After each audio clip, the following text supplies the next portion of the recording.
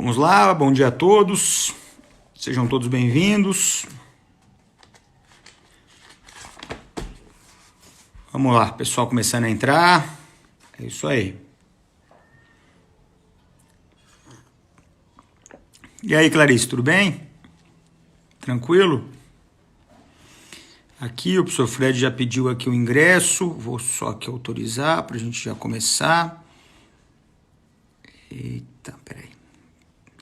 Sempre eu, né? Aqui.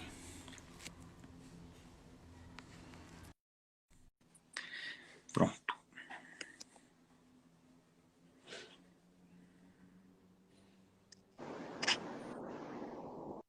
Feito. E aí, Beleza, meu Fred? querido? Tranquilo? Tranquilaço, tranquilaço. Confinados, mas tranquilos. Confiar, exato. Essa é uma boa definição. Hum, hum. Bom, gente, hoje nós estamos aqui recebendo, né, o professor Fred Dias Júnior, dispensa apresentações, professor aí de todos nós. Eu, pessoalmente, já o conheço há muito tempo, tive o prazer, inclusive, de contar com ele na minha banca de doutorado lá na USP. Mas, de qualquer maneira, como a gente sempre faz aqui uma apresentação, um mini currículo, o professor Fred ele é mestre pela Universidade Federal da Bahia, doutor pela PUC de São Paulo, pós-doutor pela Universidade de Lisboa e livre docente pela USP. Professor da Universidade Federal da Bahia e advogado, né? Sucintamente, além de escritor de várias obras, uma pessoa muito importante aí no cenário nacional brasileiro, inclusive com uma participação significativa no CPC de 2015. Né? E é uma alegria, viu, Fred, a gente poder trocar Pô, essas alegria é ideias. minha. Muito legal, aí a gente Ale- vai. Já posso anunciar para eles que vai ter uma volta, Pode, pode. porque a gente está fazendo hoje aqui pelo meu Instagram e daqui a 15 dias, então não nesse próximo sábado, no outro, a gente vai fazer um novo encontro no Instagram do professor Fred para tratar de um outro tema aí, depois vocês ficarão sabendo no devido tempo. E hoje, né, Fred, a gente vai conversar sobre a impenhorabilidade, esse fenômeno que, ao mesmo tempo, ele é tão rico na questão acadêmica e com reflexos práticos evidentes, né? Porque a execução hoje é um ponto de estrangulamento, a questão patrimonial é uma questão consideravelmente tensa, né, na atividade executiva, e nós temos que trabalhar com vários fatores dentro da execução lato sensu, inclusive o da impenhorabilidade. Que, se você me permite aqui fazer uma breve introdução histórica, é o resultado de um processo de humanização histórico da execução. Né? A gente parte lá da Lei das 12 Tábuas, onde a gente tinha ainda uma responsabilidade pessoal e não patrimonial. Então, você podia matar o devedor, você podia esquartejar. Há uma pequena melhora dentro dessa percepção com a Lex Poetilia Papiria, de 326 a.C., quando já não pode mais matar, mas ainda podia condenar a trabalhos forçados, a ideia da vingança privada ainda muito presente. E aí a gente tem uma transformação no direito romano ainda, da responsabilidade pessoal para a responsabilidade patrimonial. E aí já não é mais o corpo do devedor que responde pelas suas dívidas, e sim o seu patrimônio. A gente começa com o bonorum venditio, que ainda era um fenômeno muito estranho, porque o sujeito respondia com todo o seu patrimônio pela dívida, independentemente dos valores. Né? Então, o cara devia 10, um patrimônio de 100, perdia os 100. Depois passou-se a ter uma correspondência entre o valor da dívida e o valor perdido do patrimônio. E aí eu acho que o último passo, né, que a gente acabou dando em termos de humanização da execução foi criar as impenhorabilidades. Né, em sacrifício do credor, porque o credor muitas vezes acaba não recebendo o que lhe é devido, mas protege-se o mínimo, né, a ideia do patrimônio mínimo, da garantia pela impenhorabilidade. E aí o legislador ele acaba, como é uma exceção, né, porque a regra é a penhorabilidade. Então, ele vai criar algumas exceções de impenhorabilidade ligadas ao patrimônio mínimo, dignidade da pessoa humana, e cria um rol. Né? No CPC, a gente tem o rol do artigo 833, temos outras hipóteses de impenhorabilidade fora do 833, mas, de qualquer maneira, há um rol legal. Né? A gente tem previsões legais estabelecendo as hipóteses de impenhorabilidade. E aí, a primeira pergunta que eu queria fazer para você é se esse rol ele é exauriente. Né? Quer dizer, se a gente pode trabalhar aqui com a atipicidade dessas hipóteses de impenhorabilidade ou não. As impenhorabilidades são só aquelas previstas em lei. Muito bom, excelente, meu amigo. Primeiro, uma satisfação estar aqui. Você que é um ícone da nossa geração, você da minha geração, nos conhecemos há quase 20 anos. Nos crescemos juntos aí nessa nossa trajetória muito paralela, né?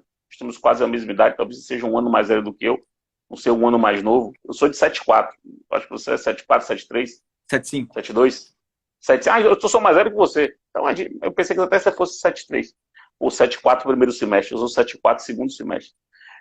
Enfim, a gente fez uma trajetória juntos. Você, um grandíssimo nome, autor daquele que eu reputo o melhor livro de processo civil, volume único do Brasil.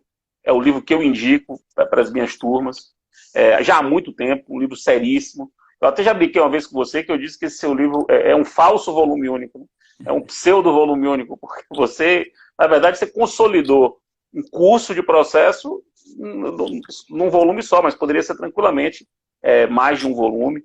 Então, uma grande satisfação que está aqui com você. Dizer que tem muita gente aqui assistindo, inclusive uma professora da UFBA, a professora Cíntia Lima Lopes, que é professora de processo aqui da UFBA, foi uma das primeiras a entrar.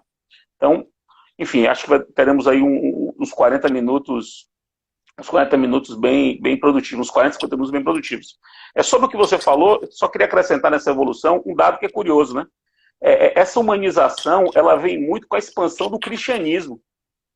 Porque com a expansão do cristianismo, depois que ele virou uma religião oficial, e tendo o cristianismo na sua moralidade, elementos como perdão, misericórdia, clemência, que são atos de quem é credor, né? Quem tem misericórdia é o credor, quem perdoa é credor, quem tem clemência é credor. Como a moralidade cristã é uma moralidade em favor do mais fraco, e, portanto, exige muito do mais forte, que seria o credor, essa inspiração moral se expandiu no direito romano, por conta da consolidação do cristianismo, e vem até hoje, a ponto de o direito privado, durante muito tempo, ter sido fundado da ideia de, na dúvida, proteste o devedor, né? Princípio do favor debitores. Então, realmente interessante essa evolução histórica. Quanto à tipicidade, esse é um tema que eu acho um dos mais clássicos da impenhonabilidade, já que é uma regra de restrição ao crédito, é preciso interpretá-la restritivamente. Essa é a lógica clássica da interpretação das impenhonabilidades. Sendo uma regra de restrição ao crédito, é uma regra que tem que ser interpretada restritivamente. Sucede que a impenhonabilidade não é apenas uma regra de restrição ao crédito.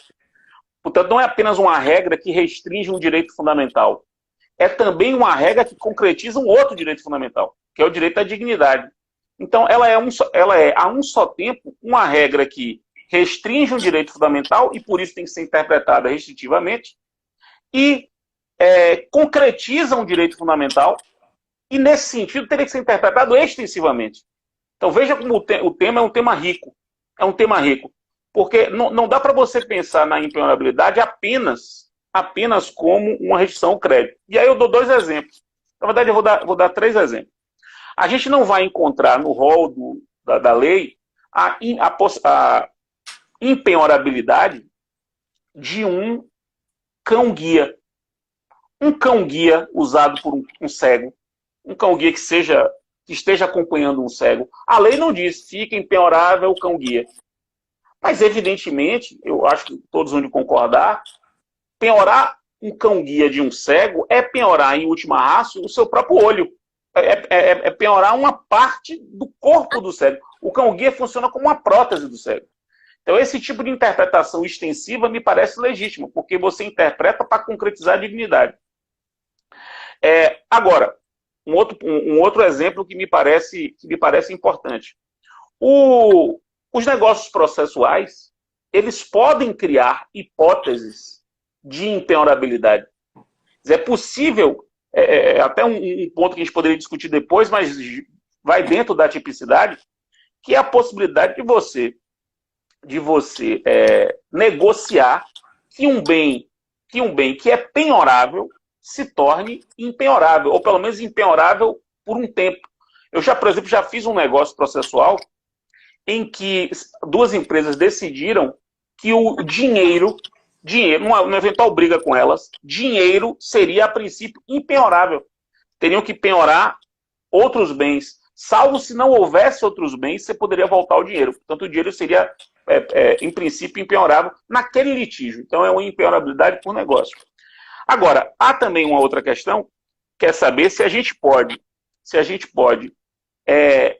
restringir, não aplicar uma impenhorabilidade legal. Portanto, uma tipicidade para menos, não para mais.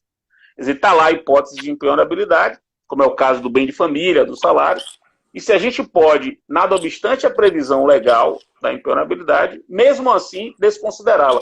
Então, seria uma tipicidade para menos. Mas eu acho que isso é um tema que a gente pode desenvolver depois. E aí, dentro dessa premissa, ainda dentro do rol, né, sem precisar necessariamente sair do rol, mas em tese a interpretação do rol. Por um exemplo, né, que eu queria trazer aqui, jurisprudencial. O artigo 833, inciso 10º, ele prevê aquela impenhorabilidade de até 40 salários mínimos quando em poupança. E aí criou-se uma discussão por que a prevalência pela poupança, quer dizer, e outros tipos de investimentos financeiros, né? É claro que há uma questão econômica aqui por detrás, porque a poupança para o governo é a melhor forma de investimento, porque ele mexe com o seu dinheiro, mas a ideia seria, não quebra uma certa isonomia entre as opções no mercado para o investidor, o que fazer com o dinheiro? Quer dizer, isso nós vamos agregar o produto bancário poupança, né? O gerente vai falar, põe na poupança. Mas rende menos, rende menos, mas ninguém pega. É isso? Quer dizer, um ativo, né? A poupança tem mais esse ativo que as pessoas não conhecem, né? Eu acho esse tema excelente mesmo. Essa ideia de poupança, que a mim me parece que ela é um eco de um tempo em que a poupança se fazia propaganda na televisão de poupança. Nós somos de uma geração da hiperinflação. Sim. Você deve lembrar que tinha propaganda na televisão com caderneta de poupança, que era uma caderneta mesmo, né? Tipo uma carteira do trabalho.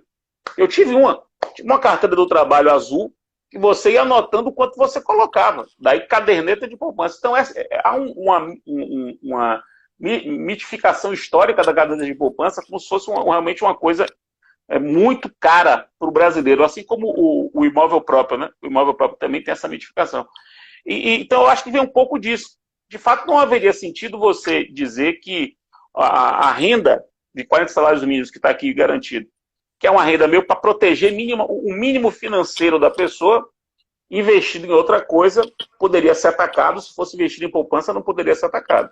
É mais uma das questões que envolve a discussão sobre tipicidade. Não. E deixa eu te perguntar uma coisa, Fred. Você comentou, né, que o que está por trás, né, da impenhorabilidade é a dignidade da pessoa humana, com a ideia do patrimônio mínimo. E como é que a gente trabalha esse objeto de tutela, que em tese parece algo, né, maior, mas que no caso concreto é uma tutela ao devedor, né, a pessoa lá do devedor.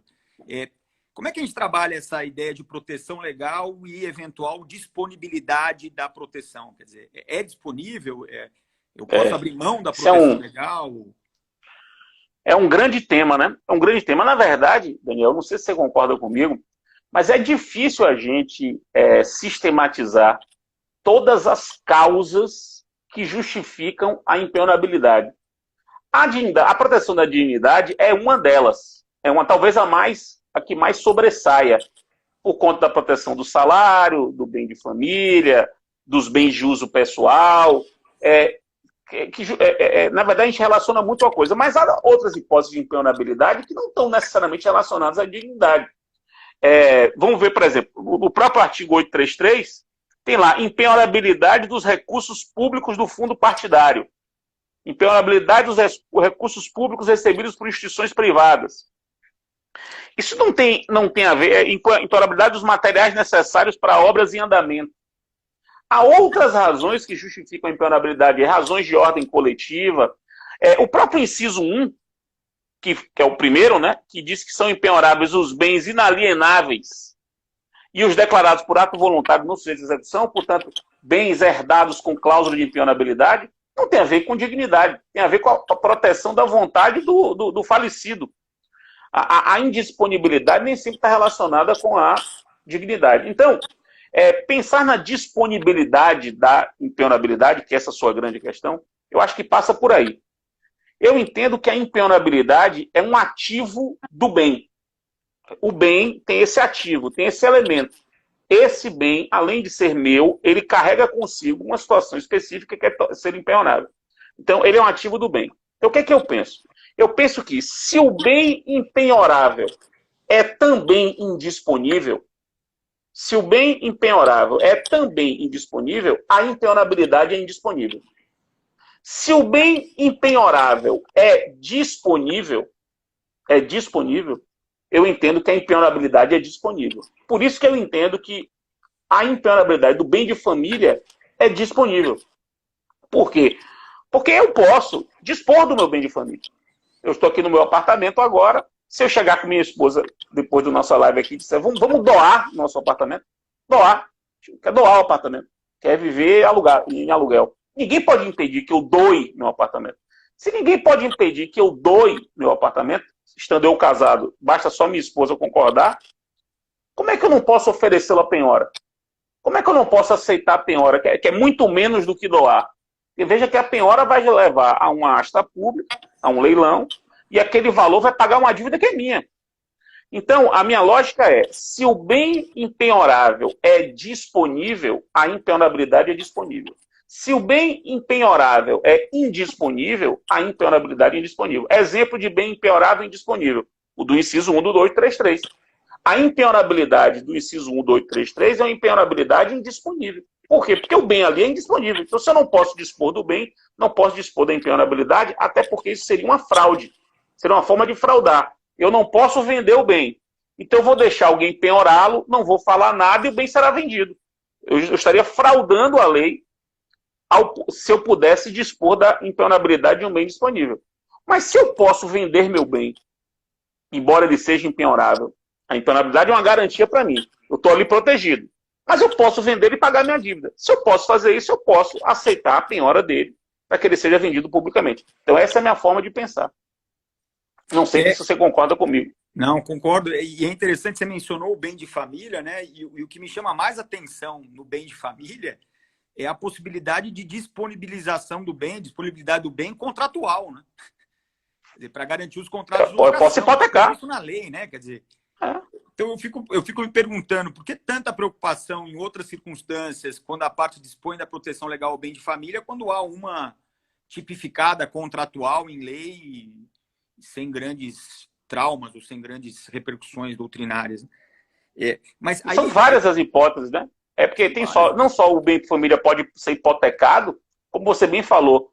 Se eu sou um fiador e eu me coloco como garante de uma dívida de outra, o meu bem de família garante. Então, eu coloco o meu patrimônio como garantia de outrem, voluntariamente. Isso já foi reconhecido pelo Supremo como constitucional, né? Pois é. Não, inclusive, num belíssimo voto de Sepúlveda pertence. Eu acho que vale a pena o pessoal depois ver a questão do julgamento do Supremo sobre a impenhorabilidade do bem de família do fiador, porque a lei de bem de família permite a penhora, e aí o Supremo teve que examinar se isso era constitucional ou não, e o voto é espetacular para compreender isso. E aí, falando sobre, eu acho que tem um pouco a ver sobre isso, mas aí vai ser, vamos processualizar mais ainda a questão. Sair de um ambiente eventualmente negocial e pensar só em termos de processo. E um tema que me agrada demais, né, que é um tema das minhas preocupações desde a minha dissertação de mestrado, que é a preclusão. E aí, a primeira questão que eu imagino que seria interessante você enfrentar, Fred, existe preclusão a respeito desse tema da impenhorabilidade? E a gente podia pensar nas preclusões nos seus caráteres tradicionais. Uma preclusão lógica, a consumativa e a temporal. Vamos ficar nessas três, que são... Certo, com as clássicas, né? As clássicas, até é possível falar em outras e tal, a hierárquica e tal, mas vamos ficar nessas três clássicas aí. Como é que você vê, né, a preclusão e o tema, né, da impenhorabilidade de bens? Para mim é uma pergunta excelente, grande tema. Eu vou na mesma linha, né? Vou tentar ser coerente.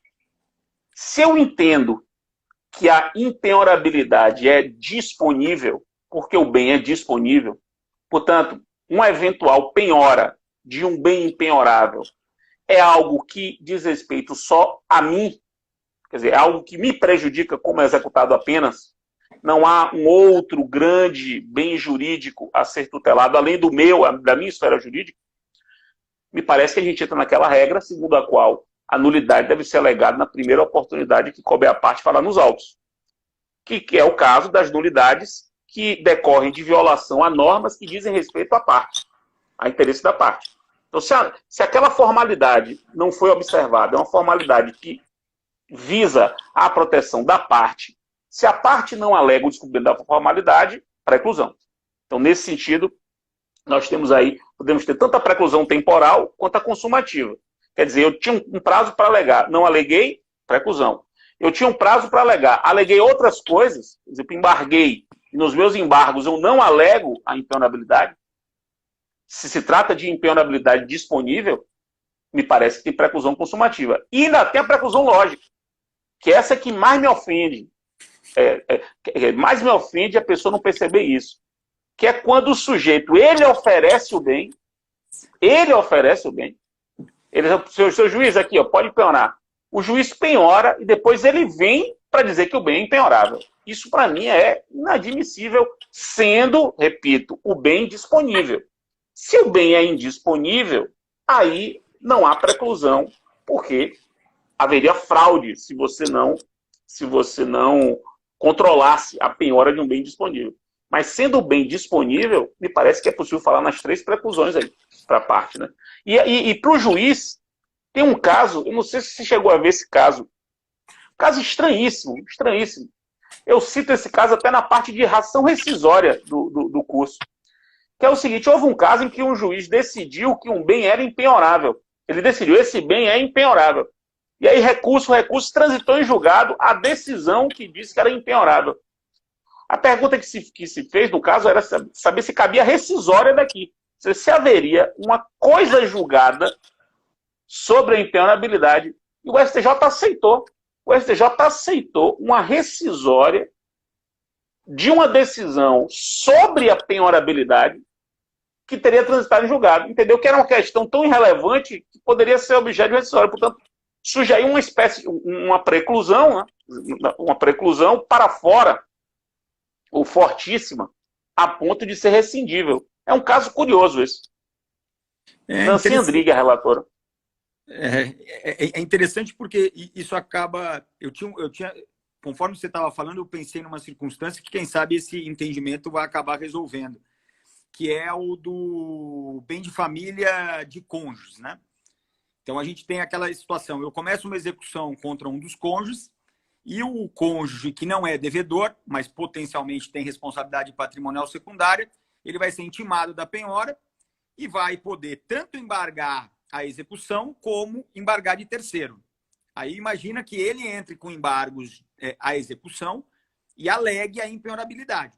Essa questão é resolvida, dizendo-se que o imóvel é penhorável, não é bem de família. E aí o que ele faz? Ele entra com embargo de terceiro e faz a alegação novamente. E aí você vai dizer, ah, não, Daniel, não pode porque tem preclusão. Mas aqui a gente tem 2 ações diferentes. E para nós, pelo menos dentro de uma percepção classicamente, né? Clássica, a preclusão ela é endoprocessual, né? Eu estava até fazendo uma live ontem sobre controle de constitucionalidade, que a gente estava enfrentando um julgamento de um caso do amianto, não sei se você chegou a ver, que o STF ele julgou uma lei estadual de São Paulo em razão de uma lei federal. Aí depois veio a lei municipal estadual do Rio de Janeiro, e aí o ministro Edson Fachin ele falou, não, essa questão a gente tem uma preclusão consumativa, porque a gente já resolveu o que é inconstitucional. E aí eu até chamei a atenção, falei, olha, você pode ter um outro fenômeno, uma transcendência dos motivos determinantes, alguma coisa assim. Agora, preclusão consumativa, porque não dá. Questão em outro processo, não dá. E aí, se a gente pensar que há uma coisa julgada, aí, evidentemente, o cônjuge não poderia repetir essa matéria. Veja, tem 2 coisas. O fenômeno da lei do amianto é claramente se pôr do Supremo sobre isso. Ou seja, o Supremo já enfrentou o tema sobre se lei municipal poderia ou não poderia, ou lei estadual poderia ou não poderia tratar daquilo. Já examinou, mas no contexto de uma lei estadual específica. Uma outra lei, ele pode usar o precedente da lei anterior e aplicar com precedente obrigatório. Aí não seria coisa julgada em preclusão consumativa. Quanto ao caso da questão da impenhorabilidade, veja que aqui tem uma diferença. Porque a questão é a mesma, é saber se aquele bem específico de João e Maria, aquele imóvel ali de João e Maria, é penhorável ou não. Então aquela questão é a mesma nos dois processos. No embargo de terceiro e nos embargos de execução. Então é a mesma questão.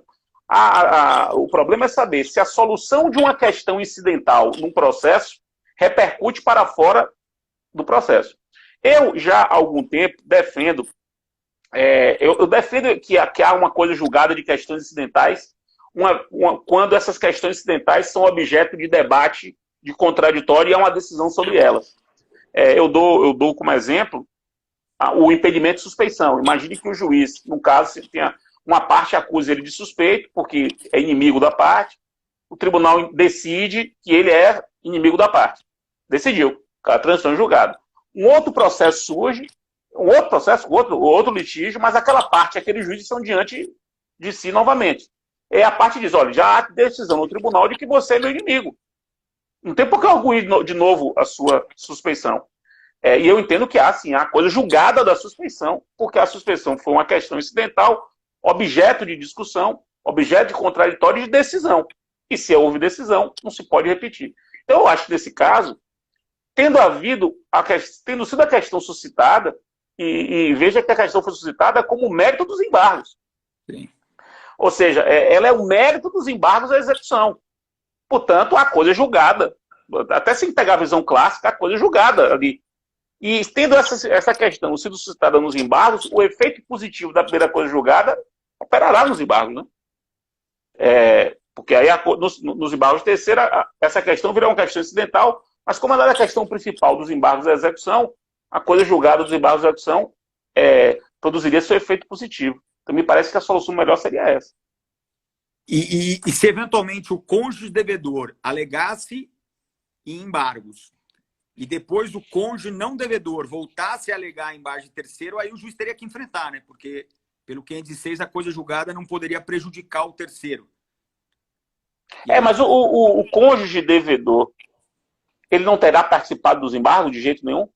Não, agora na minha outra circunstância, já é uma segunda situação. Só o cônjuge devedor embarga a execução e alega a impenhorabilidade. O outro cônjuge não participou da execução. Não participou. Ele só entra com embargo de terceiro. Não, aí não tem como prejudicar, né?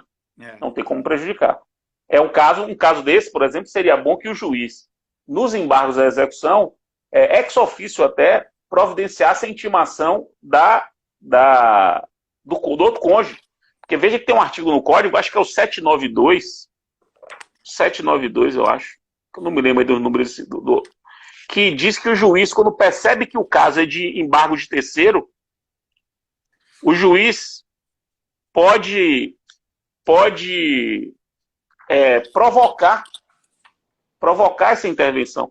Não sei se é na parte de fraude ou na parte de embargo de terceiro mesmo. Acho que está na parte de embargo de terceiro. Tem um dispositivo que diz isso, quando o juiz percebe que aquilo pode atingir terceiro, ele pode provocar que esse terceiro venha. E aí, o juiz poderia fazer isso, né, nesses embargos. A execução para evitar uma situação como essa, né? Que é ele ter decidido a questão dos embargos da execução e ter que isso não valer nada para o outro cônjuge e, portanto, a questão ser novamente suscitada, o que é sempre um problema para a administração judiciária, né? Para a harmonização das decisões e até para a respeitabilidade do judiciário. Agora, posso dar aqui, ó, é o 675, parágrafo único. Caso identifique a existência de terceiro titular de interesse em embargar o ato, o juiz mandará intimá-lo pessoalmente. Então, isso é uma providência que ele poderia ter tomado nos embargos de execução para poder evitar essa evidente contradição que você bem pontuou. Que, de fato, a mulher não poderia... A mulher, o homem, enfim, o outro cônjuge não poderia se prejudicar, não? Agora, dando uma viajada, né? Eu fiz uma live com o Vinícius Lemos, e aí ele mencionou a Sofia Temer, a obra da Sofia Temer sobre IRDR. Aliás, a Sofia Temer vai fazer uma live comigo na próxima terça-feira. Fez com você já, né? Fez comigo. É espetacular. Eu vi, eu assisti, por isso que eu já chamei ela para falar para mim também, ou comigo, né? E foi interessante que ele falou, olha, e a Sofia coloca no livro dela que o próprio nome do IR10 já está errado, porque o incidente não é de demandas, pode ser de questões. Seria possível a gente imaginar um IRDR que verse sobre a impenhorabilidade de um bem? Sei lá, vamos imaginar o Edmar. De um mesmo bem? De um mesmo bem ou de um tipo de bem? Não, de um mesmo bem ou de um tipo de bem? Bom, pode responder os dois. Porque são as duas coisas. Eu tinha pensado, por exemplo, no dono Banco Santos, lá que tinha aquela mansão de 8 milhões de reais e tinha basicamente uma centena para mais de credores, né? E todo mundo de olho, né? E essa discussão de impenhorabilidade, ela começa a se repetir sobre exatamente o mesmo bem em vários processos. E aí haveria a possibilidade da gente criar um precedente vinculante para um bem só, ou não é para isso que serve o precedente vinculante, ou, se preferir, uma classe de bens, uma categoria de bens, que aí eu acho que já fica mais... É uma excelente pergunta, né? Se for para um tipo de bem, sem dúvida cabe RDR. Sendo para um mesmo bem, quer dizer, a discussão é sobre se um bem é penhorável ou não, e há 60 penhoras sobre ele, o que eu acho que talvez fosse melhor fazer é se valer da cooperação judiciária do 69, e os juízes envolvidos na penhora,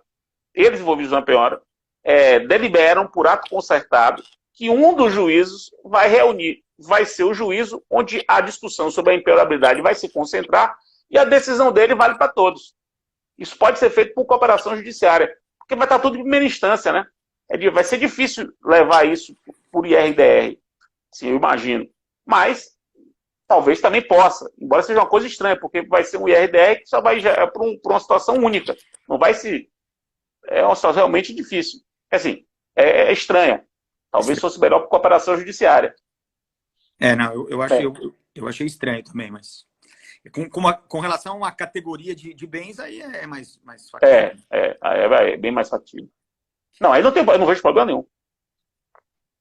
Frei, eu vou te questionar agora. Eu acho que a resposta ela vai ser meio que consequência do que você acabou já colocando nos temas relacionados à preclusão. Mas é muito comum a gente ver no dia a dia forense, com essa pegada da dignidade da pessoa humana, principalmente bem de família, mas em outros também, cujo objetivo é a tutela do patrimônio mínimo, os juízes reconhecerem de ofício a proteção da impenhorabilidade. E aí eu queria saber, é possível? É matéria cognoscível de ofício? Quer dizer, a ideia é uma matéria de ordem pública? Eu não gosto da ideia de que impenhorabilidade é matéria de ordem pública. Eu não gosto, na verdade, do termo ordem pública. O termo ordem pública é um termo que eu tenho muito má vontade com esse termo. Acho um termo de uma origem autoritária. Não me sinto bem com ele. Mas as pessoas costumam usar. Eu prefiro me referir a normas cogentes, né? Normas cogentes ou normas de incidência obrigatória. Acho que é melhor do que se referir a uma ordem pública. De todo modo, essa questão eu acho uma questão muito, muito complicada e eu prefiro adotar a seguinte solução. Se a gente for pegar o exemplo da incompetência por foro de eleição em contrato de adesão, foro de eleição abusivo, o que é que o código diz? Que o juiz pode pegar a petição inicial, constatar que o foro de eleição é abusivo e desconsiderá-lo e citar o réu no seu domicílio. Está lá no artigo 64 do Código. Então veja que o controle que o juiz faz é no início. Se o juiz não faz esse controle, cita o réu e o réu não alega nada, preclusão. Esse é o regime do foro de eleição abusivo, que é um regime misto. Quer dizer, o juiz não pode controlar, o juiz pode controlar de ofício, mas não pode a qualquer tempo. Fugindo um pouco daquele esquema binário com o qual nós sempre nos acostumamos, que é se pode controlar de ofício, pode a qualquer tempo. Aqui não, no caso do foro de eleição abusiva, pode de ofício, mas não pode a qualquer tempo. Eu acho que esse é o melhor modelo para a impenhorabilidade. Quer dizer, se o juiz percebe, antes de ouvir o executado, de que o bem penhorado é um bem penhorável, o juiz, até para uma questão de administração racional do processo, para uma questão de eficiência, ele pode até presumir que o executado vai alegar impenhorabilidade e mandar corrigir. Mandar corrigir para o sujeito já ser comunicado com a penhora regular. Mas se ele não fizer isso, e o executado vier e não apontar, um abraço, preclusão, e aí o juiz já não pode mais controlar de ofício. Eu acho que esse é o melhor modelo. É interessante que você colocou, né? E quando eu fiz lá a minha dissertação, porque a minha dissertação foi preclusões pro adjudicata e preclusões para o juiz, né? E aí, preclusão consumativa para o juiz. Um parêntese aqui, Daniel. Foi a dissertação que ensinou ao Brasil o que é preclusão pro adjudicata. Aí seria muita pretensão da minha parte, porque até hoje... Pelo menos para uma geração, sim. Pelo menos para uma geração, sim. Porque a gente continua usando errado, né? Outro dia eu estava fazendo uma pesquisa no STJ, e eu sempre que eu tenho esses déjà vus, né? Você deve ter também, né? Aqueles temas que você gosta muito, mas há tempos que você não vê, fala, vou jogar aqui um preclusão pro adjudicata e ver o que sai, né? E aí sai de tudo, né? Mas foi interessante porque eu tinha, né, que tentar... Primeiro, a diferença entre preclusão para o adjudicata e preclusão para o juiz, mas na hora que eu comecei a falar em preclusão para o juiz, também quebrando um certo dogma, né, que a gente associa preclusão com ônus, né, e o juiz não tem ônus, o juiz teria só poderes e deveres. A preclusão consumativa é fácil, o juiz decidiu, não pode decidir de novo, tem até previsão na lei.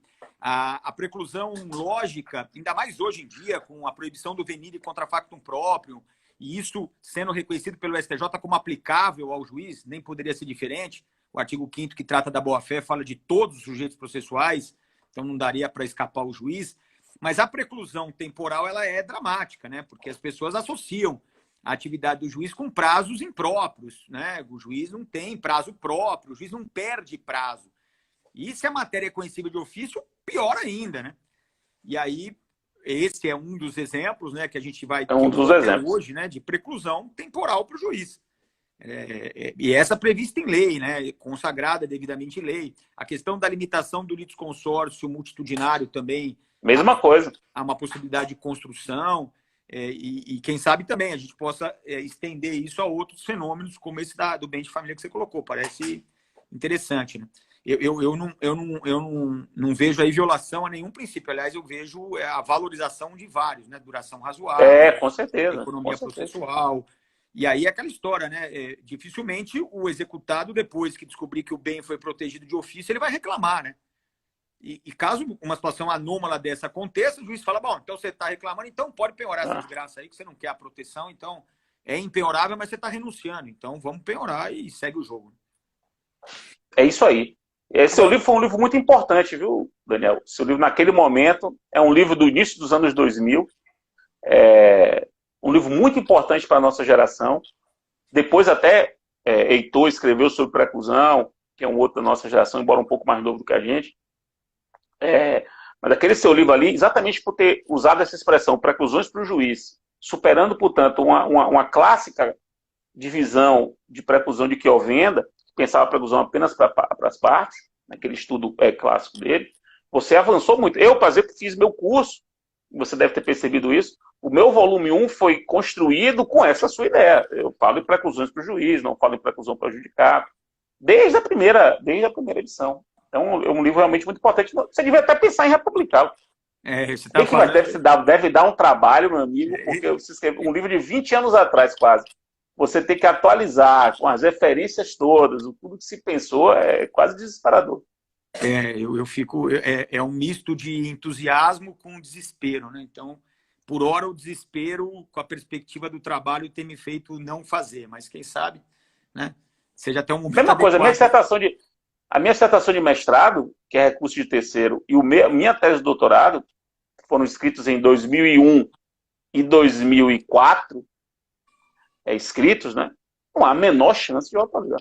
Menor chance. Eu não tenho como pegar 20 anos num caso, 17 anos no outro, e atualizar bibliografia, pensamento. Não tem. Um livro novo. Fica para aquele momento. É um livro novo. O que eu pensei era isso, era de repente fazer um livro novo sobre esse tema, com remissões ao livro antigo. Nem uma segunda edição, um livro novo. Contar uma historinha boa. Pro autor, falou, olha, eu fiz isso, tal, agora eu vou fazer de novo. Essa, quem sabe, seja uma alternativa legal.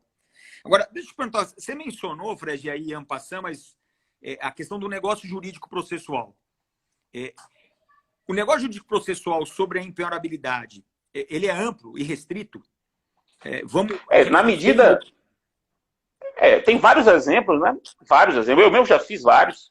É, tem um caso mesmo que eu fiz, muito interessante, que é o seguinte. Veja, na minha perspectiva, a hipoteca e o penhor e a alienação fiduciária, os contratos com garantia real, todos eles são negócios sobre impenhorabilidade. Todos. Nunca se usou esse termo, não era assim que se falava, mas se nós pensarmos bem, os três são. Por quê? Porque se eu faço uma hipoteca, se eu faço um penhor, se eu faço alienação fiduciária, eu, credor, sei que aquele bem dado em garantia será o bem a ser penhorado e a outra parte não vai poder dizer que ele é impenhorável. E o devedor sabe que é aquele bem que vai ser penhorado e não os outros. Porque pelo Código, artigo 835, quando se trata de execução fundada em garantia real, é a garantia real que tem que ser penhorada primeiro. As outras só vão depois. Portanto, os outros se tornam impenhoráveis. Então veja como tem um negócio de penhorabilidade aí. Eu, ao fazer uma hipoteca, as partes negociam que os outros bens para aquela execução são, a princípio, impenhoráveis. E só aquele é penhorável. Então, a partir dessa premissa de que negócios assim são clássicos e tradicionais há muito tempo, eu não vejo nenhum problema que, com base no 190, que abre o sistema, você possa pensar em outros negócios que tenham esse objeto. Então, eu mesmo fiz um, em que o credor era um credor de 80 mil reais, e o devedor era um condômino, não havia dinheiro para se fazer uma hipoteca, a ideia era se dar e garantir o imóvel onde o cara morava. Mas não se tinha dinheiro para construir uma hipoteca, era muito dinheiro para investir para uma dívida tão pequena. Então o que é que se fez? Se fez um negócio, deu-se a casa em garantia, só que não era uma garantia real. Não era real, não tinha registro imobiliário, não estava no registro imobiliário. Era uma garantia pessoal. Mas entre eles, o que é que se fez? Se disse o seguinte: numa futura execução, é esta casa que vai ser penhorada, é a sua casa onde mora, e você renuncia à impenhorabilidade, renuncia à alegação de impenhorabilidade. Então você torna o bem penhorável, com renúncia prévia da alegação de impenhorabilidade e com a impossibilidade de o credor penhorar outros bens enquanto aquele servir para satisfazer o crédito. Então, a penhorabilidade, ou desculpe, os negócios sobre a penhorabilidade talvez sejam, Daniel, talvez seja o maior espaço de negociação que existe no 190.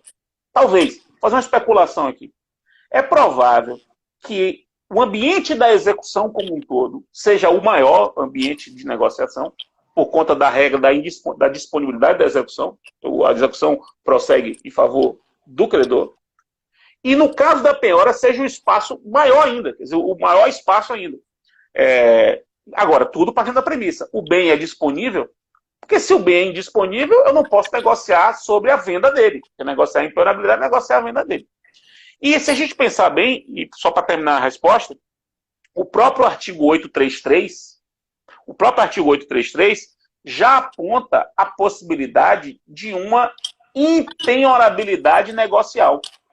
Quando ele diz que, no 833, inciso 1, 833, inciso 1, que é o caso da impenhorabilidade por ato voluntário. Esse ato voluntário pode ser um negócio. O que é mais complicado a gente pensar é a penhorabilidade negocial, que é a transformação do bem impenhorável no bem penhorável. Mas a impenhorabilidade negocial, essa é típica. Não é nem atípica, essa é típica. Artigo 833, inciso 1. Não, concordo. Eu até tive na coleção que a Saraiva fez sobre o CPC, que são vários volumes, e eu acabei ficando com um volume que é uma parte da execução que trata do 833. E aí eu abri um tópico também para falar sobre o 190, sobre essa questão, né? Achei um artigo do Cabral falando especificamente sobre isso. Seu e do Cabral, né? Meio do Cabral, exatamente.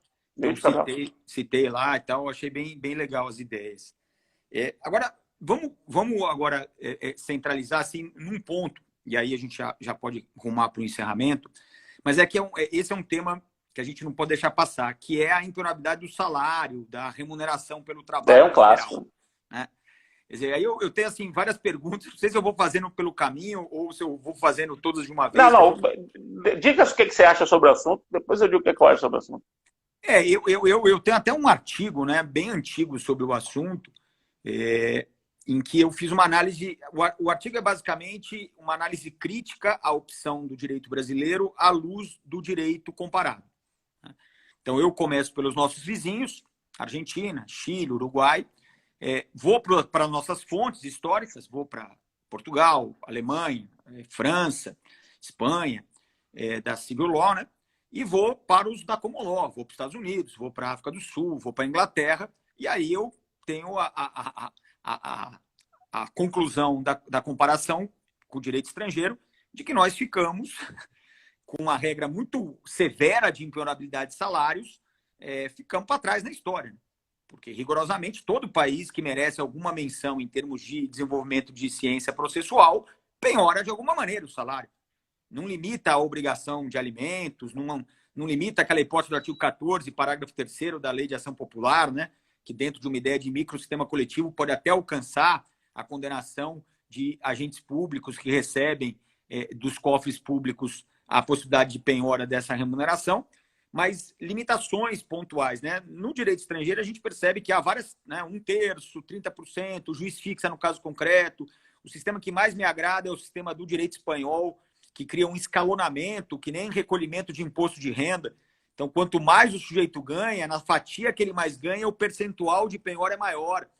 Então, você vai conseguindo quanto mais ele ganha, mais percentual naquela fatia é penhorado. Eu achei muito interessante, embora de repente complexo matematicamente para fazer, mas é bastante interessante em termos jurídicos. E aí eu percebi que a gente estava atrasado, né? Que o Brasil ficou para trás. E aí a gente teve a mudança do CPC de 2015 falando do salário acima de 50 salários mínimos. E concomitante a isso, nós tivemos aquela decisão da Corte Especial do STJ, que embora ainda aplicasse o CPC de 73, acabou dizendo que, olha, agora impenhorabilidade de salário não está legal, quer dizer, não está correto, a gente tem que pensar na dignidade da pessoa humana, e se a dignidade for atendida não com o salário integral, a gente pode pegar um pedaço aí desse salário, que foi basicamente o que o STJ resolveu, né? O que me pareceu, né, premissas excelentes por uma decisão que não poderia ser dada, porque foi uma decisão contra a legem, absolutamente ilegal, e eu sou um grande crítico da impenhorabilidade do salário, mas eu achei que o STJ aqui foi longe demais. E aí a gente tem esse cenário, né? Quer dizer, uma jurisprudência baseada no código anterior, meio que dizendo que liberou, né? Uma previsão dizendo que, olha, liberou mesmo, mas só acima de 50 salários mínimos, e tome insegurança jurídica, né? Esse tema é um tema realmente muito delicado, muito delicado. Eu, enfim, há muito tempo defendia, ainda no código passado, um controle de constitucionalidade dessa regra. Não dessa, da impenhorabilidade de salário como um todo. A partir da premissa, que foi aquela que eu coloquei no início da nossa conversa, de que a impenhorabilidade é a um só tempo restrição de direito fundamental e garantia de direito fundamental. Então, se nesse momento a gente pensá-la apenas como garantia do direito fundamental, portanto, ignorando que ela também restringe o direito fundamental, a gente não equaciona bem esse conflito entre dois direitos fundamentais. O direito à efetivação do direito, que é o direito a efetivar o próprio direito, e o direito de proteção do patrimônio mínimo, da dignidade, etc. Então, eu defendia que quando a regra de impenhorabilidade ela se revelar excessiva no caso, você faz controle difuso, porque se ela é excessiva, significa que ela restringiu desnecessariamente um direito fundamental. E aí você pode, uma restrição de direito fundamental tem que ser adequada, ela tem que ser proporcional. Isso na teoria dos direitos fundamentais, né? Você pode restringir, desde que seja uma restrição adequada. Então, se ela se revela no caso, e é sempre controle difuso, é sempre controle do caso, se a aplicação dela no caso se revela desproporcional e irrazoável, você afasta no caso. Você afasta no caso. Pelo controle de constitucionalidade, que é uma técnica já bem conhecida. Eu sempre defendi isso. E por isso, para mim, é difícil estabelecer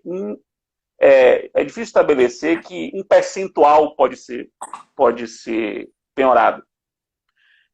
Assim como me parece que a regra do código, que estabelece que só posso penhorar acima de 50 salários mínimos, ela é uma regra, beleza, é uma regra que torna isso indiscutível, mas isso não quer dizer que a previsão da impenhorabilidade do salário geral ela possa ser aplicada em qualquer caso, e a aplicação dela em qualquer caso será em conformidade com a Constituição.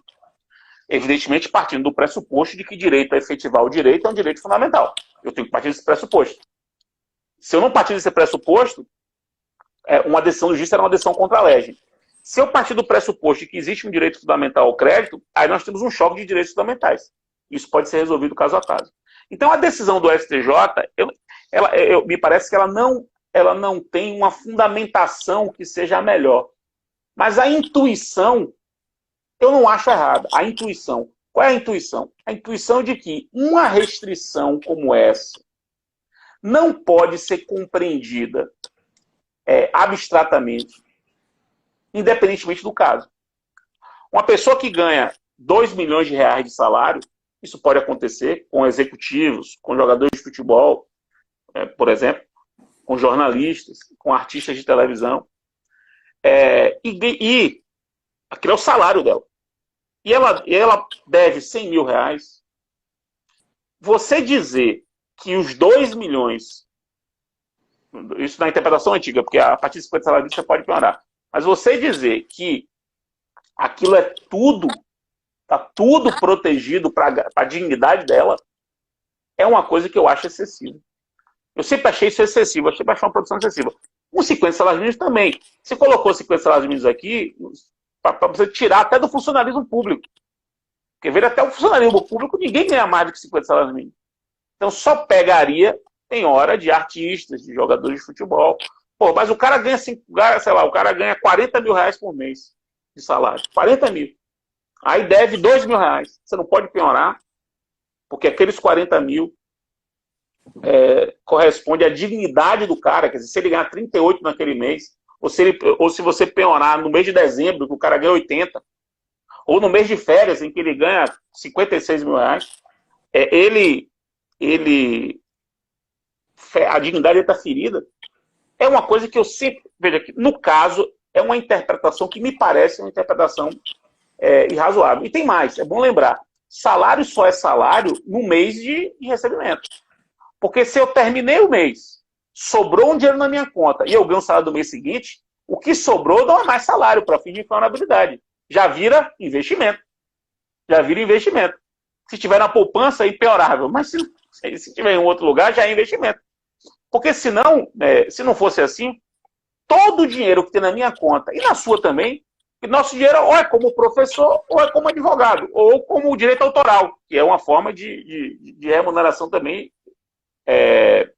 que em alguma medida pode ser considerada alimentar.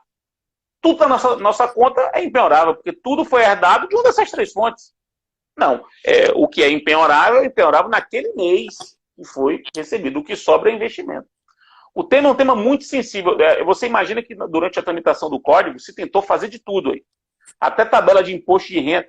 Tinha uma proposta, eu até redigi essa proposta, que dizia assim, que você só podia penhorar 30% do que excedesse o teto da Previdência. Então, o teto da Previdência era 5 mil na época. Então, você só podia penhorar 30% sobre o que excedesse 5 mil. Então, se o cara ganhava 10 mil, você tinha que penhorar 30% de 5, que dava R$ 1.500. Então, o cara ganhava 10 mil, R$ 1.500 poderia ser penhorado. Isso estava uma das propostas. Mas depois não passou, porque tinha um deputado lá, até de São Paulo, um deputado que era muito ligado aos aposentados. Muito ligado aos aposentados. Então, a menção à pensão, ele não ia conseguir explicar para os velhinhos dele, como ele dizia, né? Tem os meus velhinhos eu não vou conseguir compreender. Tira esse negócio, tirou. E aí ficou esse meio que assinte aqui, que é essa possibilidade de penhora de salários acima de 50 salários mínimos. Imagina até quem seja, que eu tenho que conviver com ele também na portuguesa. E é pior que é isso mesmo, é ele mesmo. De velho conhecido. Então, Fred, só para a gente encerrar, imagino que pela premissa que você criou, né, a resposta vá nesse sentido, mas, por exemplo, o bem de família, o bem impenhorável do 833, inciso 5º, que é o instrumento necessário útil para o trabalho. Se a gente perceber que o bem de família é uma mansão de 5 milhões de reais, que o sujeito ele é taxista, mas ele tem um Jaguar que custa 400 mil reais para trabalhar. É possível a gente pensar numa alienação desses bens, que em tese são impenhoráveis, e determinar um valor razoável para que o devedor possa adquirir um novo bem, e aí a gente faz a cláusula de penhorabilidade, e com isso a gente garantir a satisfação e a dignidade humana também. É exatamente isso. Porque é a interpretação que concilia os dois direitos fundamentais em jogo. Então, se você tem uma situação de conflito de direitos fundamentais e consegue dar uma interpretação de uma regra que permita que ambos sejam protegidos, essa me parece a interpretação mais razoável, mais adequada do ponto de vista constitucional. Mas é exatamente isso. Mas jurisprudencialmente é difícil, né? Difícil. Eu não tenho dúvida disso. Eu nem batalho muito por isso, porque eu sei que isso é difícil. Mas realmente essa é a interpretação que me parece mais correta. Eu estou num processo desse aí. O devedor mora na Vila Nova Conceição, numa cobertura avaliada em 8 milhões de reais. E deve quanto? Ele deve 2,5 a 3. Vai sobrar bastante. Dá pra comprar ele vai para um apartamento. O que seria um apartamento de 5 milhões de reais, né? Para ele morar? O que seria? Vai pro térreo ali, ó. Vai pro andares. Vai pro térreo. É mesmo. Bem lembrado. Vai pro térreo, vai pro primeiro andar, segundo andar, que ele já resolve. Já resolve. É por aí, meu querido. Por aí. Bom, Fred, a gente vai dar agora uma hora, vai acabar. Eu queria agradecer bastante aí a sua participação. A gente teve uma audiência que eu nunca tinha tido antes, nenhuma live que eu fiz. E, obviamente, que bom. Eu tenho que reputar você aí, a sua excelência de exposição. E aí, a gente havia comentado, né, daqui a 15 dias de fazer no seu canal, e a gente tinha combinado previamente de falar sobre competência adequada, mas aí eu tive um déjà vu nessa nossa conversa, e se a gente puder mudar para a produção antecipada de provas, que até tem um caráter histórico de amizade, né, porque você foi meu foi da banda. É uma boa. Embora segunda-feira agora eu vou falar sobre produção antecipada de prova. A minha live de segunda, que vai ser no meu perfil, é produção antecipada de prova. Então vamos ver. Então a gente combina. Tem vários outros temas. Daqui para lá a gente combina. Tem 15 dias ainda, a gente combina um tema que seja interessante. Perfeito. Então, Fred, obrigado, viu? Valeu mesmo. Vai jogar no Stories? Essa nossa live? Vou jogar no Stories e conversei já com o seu irmão. Eu estou gravando as minhas lives e colocando no meu canal do YouTube. Então, eu vou mandar o MP4 para ele e aí ele acho que vai, inclusive, colocar na editora. Na editora, na página do YouTube da Juspod. Tá bom. Fechado. Beleza? Aquele abraço, meu querido. Bom dia a todos aí. Se cuidem. Valeu, você também.